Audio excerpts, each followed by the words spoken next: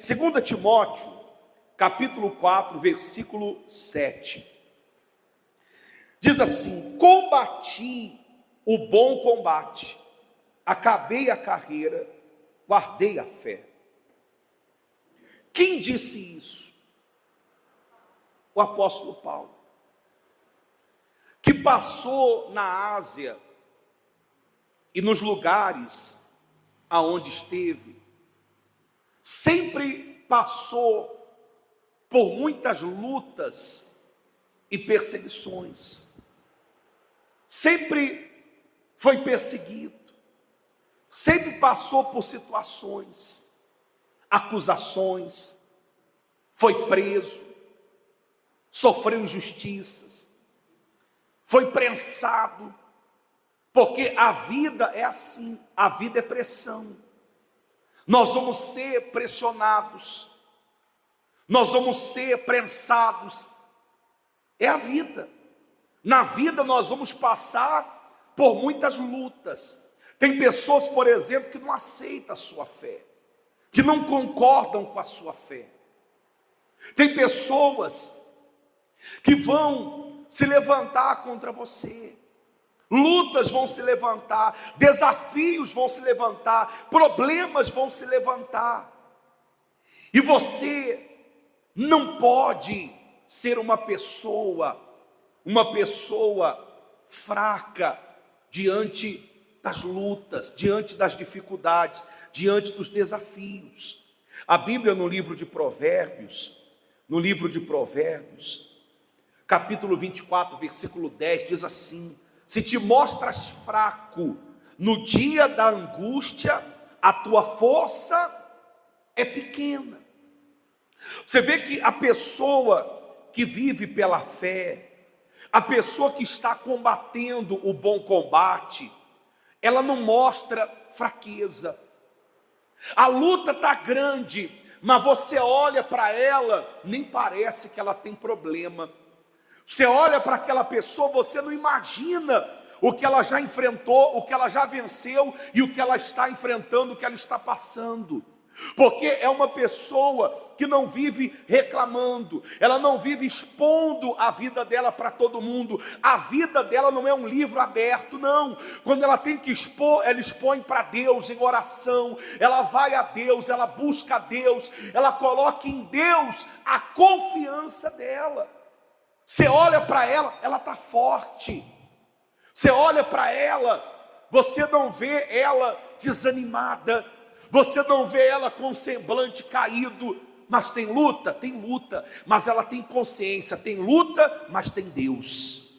Tem problemas, mas tem Deus. Eu estou no olho do furacão, mas Deus está comigo. Ela tem essa certeza dentro dela. E se você não tiver essa certeza que Deus está com você diante das lutas, você vai se perder. Porque é muito fácil você estar na fé quando tudo está indo bem. É fácil você colocar em Deus a sua confiança quando as coisas estão caminhando bem, quando as coisas estão acontecendo. A gente tem aquele sorriso que chega, desculpa, rasgar a nossa cara. Aquele sorriso escancarado. Porque as coisas estão dando certo, as coisas estão caminhando de vento em popa. O difícil é quando as coisas estão mal, é quando as coisas dão errado, é quando se levanta uma luta, é quando se levanta uma perseguição. Você vê que há pessoas que, infelizmente, elas não expandiram ainda a sua consciência. Elas não entenderam que nós vamos ter aflições. Jesus disse isso: no mundo tendes aflições, mas tem de bom ânimo, eu venci o mundo. Nós vamos passar por lutas. Você vê que às vezes nós nos deparamos com pessoas que, quando elas passam por uma luta, elas ficam surpresas. E aí a gente se pergunta: meu Deus, que Bíblia esse povo está o quê? Lendo. Porque a luta não é surpresa para mim, a perseguição não é surpresa para mim. Quando se levanta uma situação, não é surpresa. Por quê? Porque nós sabemos que essas coisas vão acontecer. Os problemas estão aí, as lutas estão aí. E a verdade é que quando você dá fé, tudo para você é mais difícil. Assim como a fé torna tudo possível, assim como a fé, ela torna possível as coisas, a fé, ela também enfrenta suas dificuldades. Toda pessoa que é de fé, a dificuldade dela vai ser maior, as lutas dela vão ser maiores. Você que é da fé vai passar por lutas maiores no seu trabalho, na sua casa, com a sua família, no trabalho, na empresa. Você vai passar por situações, por conta da sua fé, a sua luta vai ser maior, a sua perseguição vai ser maior, mas a fé possibilita tudo. É a fé que nos faz vencer, é ela que nos ajuda a combater o bom combate. Olha a visão que Paulo tinha da sua luta. Olha a visão que ele tinha da sua luta. Ele via tudo que ele estava enfrentando como um bom combate. Eu estou batendo o bom combate. Mas tem pessoas que não querem passar lutas. Tem pessoas que não querem enfrentar desafios, não querem enfrentar dificuldades. E quando você foge de problemas, quando você corre das lutas, é claro que você não vai acordar pela manhã e você vai dizer assim: ó meu Deus, me dá muitas lutas hoje. Alguém ora assim? Você acorda pela manhã dizendo: Senhor, eu quero muitas lutas hoje. Hoje o meu dia vai ser difícil. É assim? Não. Você acorda: meu Deus, me dá direção, ilumina os meus pensamentos, me dá sabedoria diante dos desafios que eu vou enfrentar, me sustenta de pé. Você ora: meu Deus, me dá vitória, abre as portas para mim, me dá direção, seja luz no meu caminho. Você não ora a Deus pedindo problemas, ninguém ora assim, mas os problemas vão vir. E a nossa visão, a maneira como nós enxergamos esses problemas é o que faz a diferença. Não fuja de problema, não corra de problema, não peça para não ter problema, não faça isso, mas peça força a Deus, para que quando o problema vier, você permaneça de pé combatendo. Peça direção, luz, sabedoria para Deus, para que quando a situação difícil vier, você saiba como lidar com ela. Mas vencer os problemas é o que nos faz alcançar vitória. Entenda, cada problema que nós reclamamos, cada insatisfação que nós enfrentamos, cada situação que nós lidamos no dia a dia, esses problemas que a gente vive reclamando, por detrás deles vêm as bênçãos de Deus. Por detrás dos problemas tem as vitórias, aquilo que a gente evita enfrentar, aquilo que a gente reclama, ali está a nossa vitória. Você vê que quando Davi olhou para Golias, Davi não ficou se lamentando, reclamando a Deus: por que o Senhor permitiu esse gigante, ele desafiar o exército do Senhor? Por que o Senhor está permitindo essa afronta, essa humilhação? Não! Ele não ficou reclamando, mas ele olhou para aquela situação e viu aquilo como uma grande oportunidade para ele mudar não só a vida dele, não só a família dele, mas como também tirar a afronta, a vergonha de Israel. E se tornou o herói do povo. Por quê? Porque ele olhou para aquela situação e não viu como problema, ele viu como uma oportunidade de mudar aquela situação. Ele viu oportunidade de fazer a diferença. Porque entenda, quando você se dispõe a enfrentar aquilo que ninguém quer enfrentar, é claro que você vai viver experiências que os outros não vão viver, que você vai colher resultados que os outros não vão colher. É assim. Então a visão que nós vemos aqui, a visão de Paulo em relação a tudo que ele estava vivendo, era essa. Ele via aquilo como um bom combate, como uma luta que valia a pena. Ele via aquilo como algo que valia a pena.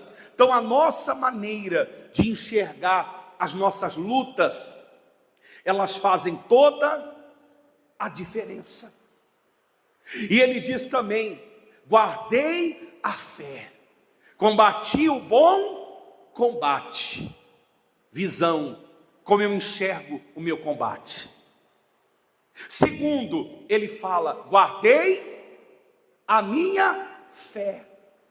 Eu guardei a minha fé.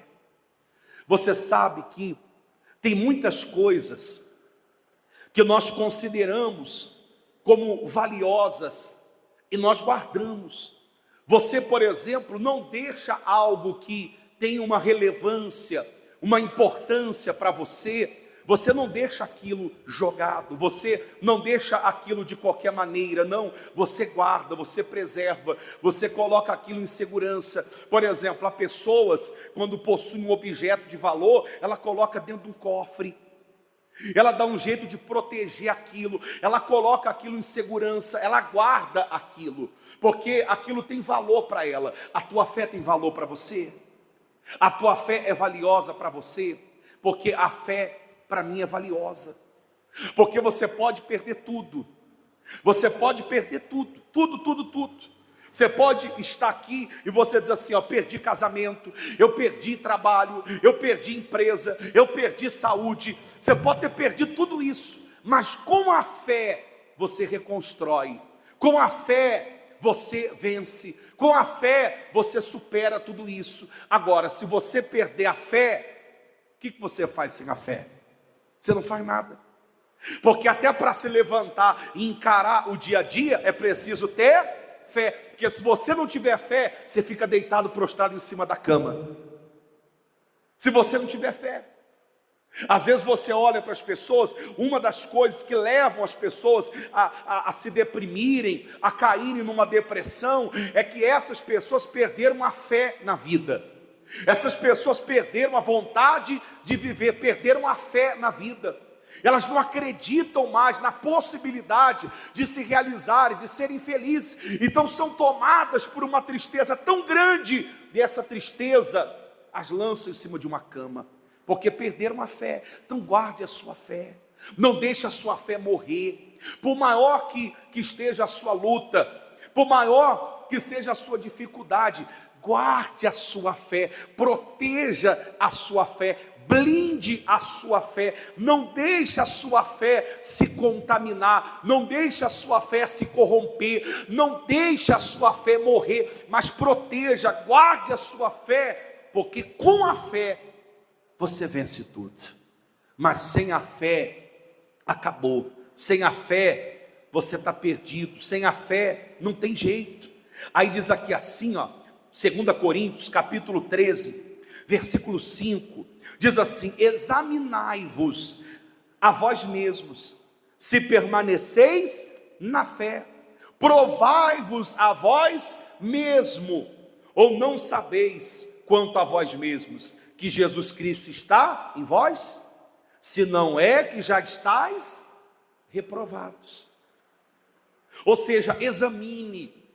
Ele está nos ensinando a examinar a nós mesmos. Examine a sua fé, examine a você mesmo, se realmente você está andando e vivendo pela fé. E o que é viver pela fé? Viver pela fé é viver em obediência à palavra de Deus. Viver pela fé é você ser guiado pelo que você crê, não pelos seus sentimentos, não pelas suas emoções, não pela circunstância, não pelas vozes deste mundo, não, mas é você ser conduzido, guiado por aquilo que você crê, guiado pela fé. Uma pessoa, por exemplo, que é guiada pelos sentimentos, pelas emoções, uma pessoa que é guiada pela circunstância, uma pessoa que é guiada pelos outros, porque alguém está dizendo: olha fulano, não faça isso, olha Beltrano, não faça aquilo, olha fulano, vai por aqui, vai por lá. Uma pessoa que é guiada, conduzida pelos outros, não está vivendo pela fé, não está. Porque muitas vezes você vai estar diante de situações que as pessoas vão dizer para você que você não pode, que aquilo não é para você, que aquilo foge da tua competência. aquilo não é para o seu bico. Elas vão dizer isso. Você não pode com essa situação, esse problema é maior do que você, isso foge da sua alçada. E se você não viver pela fé, pelo que você crê, você vai se recolher à sua insignificância e você vai dizer assim: realmente isso aqui não é para mim, não é para o meu bico, então eu vou desistir. Agora, se você anda e vive pela fé, você vai dizer assim: não, eu vou pela fé, eu não tenho condição, eu não tenho recurso, pela força do meu braço, eu não tenho capacidade para vencer essa luta, mas eu vou pela fé. Foi o que Davi fez, foi exatamente o que ele fez. Ele disse: você vem contra mim com espada, com escudo, com lança, eu vou contra você em nome do Senhor dos exércitos. Ou seja, eu não vou contra você pela minha capacidade, pela minha força, pela minha experiência em batalhas, mas eu vou contra você em nome do Senhor dos exércitos. Aprenda a combater com Deus. Aprenda a lutar com Deus, aprenda a lutar não contra Deus, mas lutar com Deus, trazer Deus para a sua luta, para a sua batalha, combater pela fé, não pela força. A maioria das pessoas estão cansadas, porque elas estão lutando com a força do braço, elas estão tentando vencer, mas elas estão tentando vencer pela força do braço delas, pela competência delas. Então elas vão tentando, elas vão persistindo, mas sem a direção de Deus, elas vão persistindo, e claro, muitas vezes não é nem persistência, é insistência, é teimosia mesmo. Porque insistência é você fazer as coisas sempre do mesmo jeito e acreditar que vai ter um resultado diferente. A persistência não, é você sempre estar fazendo diferente, querendo que aquela situação mude. Então não deu certo desse jeito, eu vou tentar de outro. Não consegui assim, então eu vou fazer assado. Mas eu vou buscar em Deus direção, eu vou buscar em Deus sabedoria, eu vou buscar instrução, eu vou buscar conhecimento, eu vou fazer diferente para ter um resultado diferente. Você precisa aprender a chamar, a convidar Deus para as suas batalhas. Senhor, me ajuda. Eu sei que eu não posso sozinho enfrentar isso, mas se o Senhor for comigo, a vitória é certa. É essa visão que você tem que ter. Então aprenda a viver pela fé, aprenda a guardar a sua fé. Viver pela fé é viver pelo que você crê, não é viver pelo que você está vendo. E quando você coloca os olhos no problema, isso mostra que você não está vivendo pela fé. Quando a gente coloca os olhos, quando colocamos os olhos no problema e potencializamos aquele problema e acreditamos que não tem solução, nós não estamos vivendo pela fé, não estamos rompendo em fé, nós estamos vivendo o natural, e o natural é dos homens, o sobrenatural é de Deus. Se você vive pela fé, você vive o sobrenatural. Se você vive pela vista, pelos sentimentos, pelos olhos, pela circunstância, você está vivendo o natural. Você olha para uma pessoa, por exemplo, e você fala assim: poxa, ela tem competência, ela pode vencer isso. É natural. Você olha para uma pessoa e você fala assim: poxa, fulano é inteligente, fulano é competente, fulano é capaz, ele tem condição de lidar com esse problema. Isso é o quê? Isso é natural. Agora, quando você olha para uma pessoa e você diz assim: ih, rapaz, não tem condição não, esse problema aí é maior do que ele. Mas você olha para ele está assim: eu vou vencer porque Deus está comigo, eu vou vencer porque Deus é comigo, eu vou vencer essa situação porque eu vivo pela fé, eu creio que Deus vai me dar vitória, eu estou lutando, eu estou persistindo, eu creio que Deus é comigo. Isso é viver pela fé, isso é andar pela fé, isso é você guardar a sua fé. É você não permitir que as dificuldades, os problemas, as lutas venham matar, ofuscar, apagar a sua fé.